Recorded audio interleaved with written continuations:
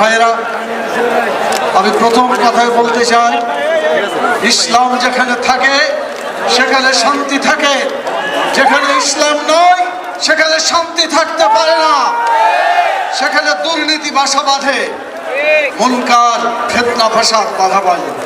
আপনারা দেখেছেন পাকিস্তানের 24 বছর আর বাংলাদেশের 54 বছর যোগ করলে হয় 78 বছর। এই 78 বছরের ইতিহাসে জাতীয় সংসদে ইসলাম দিতে পারে নাই, কোরআনের আইন একটাও চালু হয় নাই। সেজন্য দেশের মানুষ শুধু অশান্তি, দুর্নীতি আর সমস্ত ধরনের দুঃখ কষ্ট দেখেছে। আমি আপনাদের জিজ্ঞাসা করতে চাই, আপনাকে দুঃখ কষ্ট আর চলতে দিতে চান?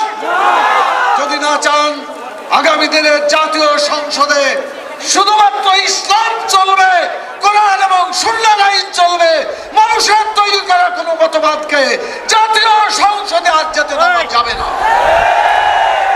এটা যদি আপনারা করতে পারেন, আমরা সুখে এবং শান্তিতে বসবাস করব।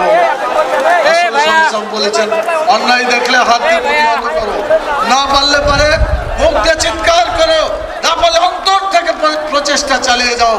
আমরা অন্তর দিয়ে অনেকদিন প্রচেষ্টা চালিয়েছি, এখন চিৎকার করার সময় এসেছে।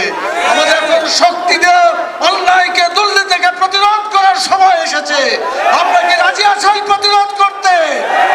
সেজন্য হাদিসের পরিভাষা অনুযায়ী আসুন আমরা অন্যায়কে প্রতিরোধ করার জন্য এগিয়ে যাই।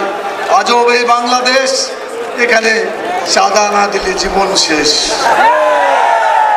আমরা এমন একটি বাংলাদেশ করতে চাই, আগামীর বাংলাদেশ চাঁদা চাইলে জীবন শেষ। আইন চালু করতে হবে, তাহলে চাঁদা বন্ধ হয়ে যাবে। ঘুষ মানুষের দুর্নীতির অন্যতম উৎস। রাসূল সাল্লাল্লাহু আলাইহি ওয়াসাল্লাম বলেছেন, ঘুষ যে দেয়, ঘুষ যে নেয় ভাই জাহান্নামে। এই জাহান্নামের হাত থেকে বাঁচানোর জন্য যারাই ঘুষ চাইবে তার জবাব হচ্ছে, ঘুষ চাইলে মারবেন খুশি, জনগণ হবে খুশি। আপনারা কি পারবেন? ঘুষ চাইলে ঘুষি মারতে পারবেন? তাহলে ওই হাত দিয়ে, শক্তি দিয়ে প্রতিরোধ করা হবে।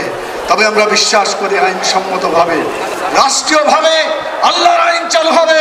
শক্তি দিয়ে অন্যায়কে, ফিতনাকে, দুর্নীতিকে চিরদিনের জন্য স্তব্ধ করে দিতে হবে। আপনারা কি রাজি আছেন? যারা যারা রাজি আছেন দুই হাত তুলে আল্লাহর কাছে দেখান। আল্লাহ তাআলা, তুমি বাংলাদেশকে দুর্নীতিমুক্ত দেশে পরিণত করো, তোমার আইনকে বাংলাদেশে তুমি চালু করে দাও। রব্বানা তাকাব্বাল মিন্না ইন্নাকা আনতাস সামিউল আলিম। আসসালামু আলাইকুম ওয়া রাহমাতুল্লাহ। সংগ্রামী সাথী বন্ধুগণ,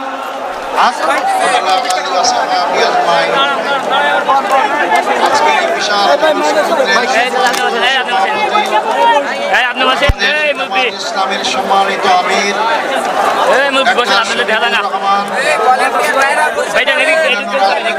নেতৃবৃন্দ,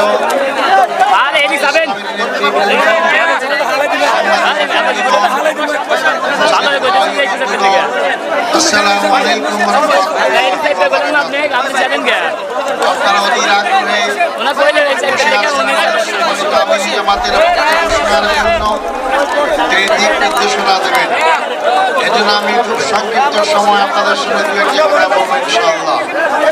সংগ্রামী বন্ধুগণ, আমি 14 বছর জালেম সরকার, স্বৈরাচারী সরকারের কারাগারে বন্দী ছিলাম। আমাকে ফাঁসির কাছে ঝুলানোর সমস্ত আয়োজন করা হয়েছিল। আল্লাহর অশেষ রহমত, কথা আছে, রাখে আল্লাহ মারে কে।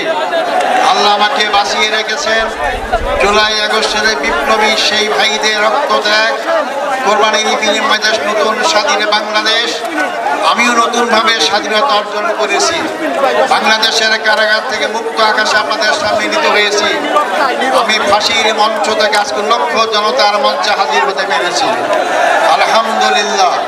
সংগ্রামী ভাই ও বন্ধুগণ, আমার অতীত যারা নেতৃবৃন্দ নেতৃবৃন্দ ছিলেন, তাদেরকে হত্যা করা হয়েছে। আমার রায়ে সুপ্রিম কোর্টের 7 জন বিচারপতি একমত হয়ে এটাকে একটা সাজানো নাটক আখ্যায়িত করেছেন। আমাকে জুডিশিয়াল কিলিং এর মাধ্যমে আমাদের ভাইদের হত্যা করা হয়েছে, আমাকে হত্যার আয়োজন করা হয়েছিল।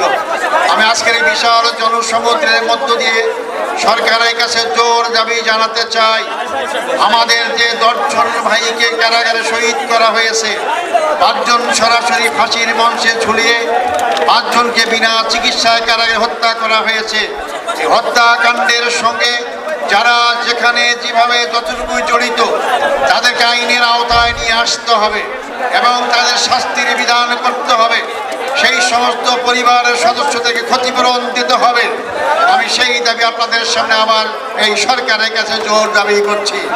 সংগ্রামী ভাই বন্ধুগণ, তাদের কি অপরাধ ছিল? তারা বাংলাদেশ ইসলামী হুকুমত কায়েম করে আন্দোলন করছিলেন, তারা বাংলাদেশের আধিপত্য শক্তির হাত থেকে বাংলাদেশকে রক্ষার আন্দোলন। বিসমিল্লাহির রহমানির রহিম। মুসলিমদের এই বিশাল সমুদ্রের সংগ্রামী সভাপতি, উপস্থিত জাতীয় নেতৃবৃন্দ, ওলামায়ে কেরাম, সাংবাদিক বন্ধুরা, মজলুম ভাইয়েরা, বন্ধুগণ, বিগত 16-17 বছর যে জুলুমের শিকার হয়ে এই দেশের সবচেয়ে বড় জালেম এই ফ্যাসিস্টকে বাংলাদেশ থেকে চিরতরে বিদায় করেছি।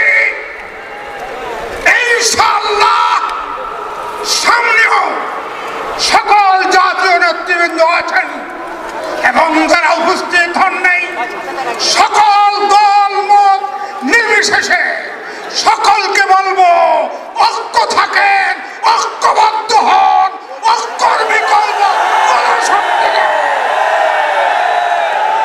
খবরদার, আপনাদের এই বিশৃঙ্খলা অনৈক্যের কারণে যদি ব্রিটিশ সরকার, ব্রিটিশরা আবারও কিছু করে ফেলে, তার সকল দায় দায়িত্ব আপনাদেরকে নিতে হবে।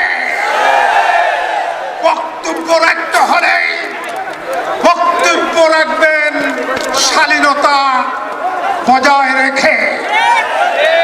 ইসলামী শক্তিকে ঐক্যবদ্ধ থাকতে হবে। হেফাজতের 13 সালে হত্যার জন্য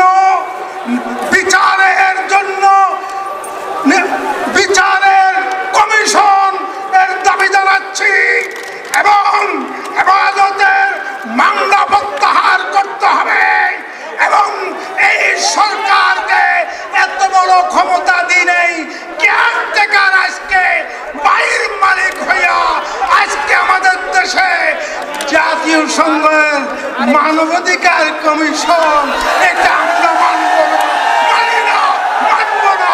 16 বছর কোথায় চিনে গাদায় কি করছে সেটার মধ্যে মানবাধিকার প্রতিষ্ঠাতা করতে পেরেছ।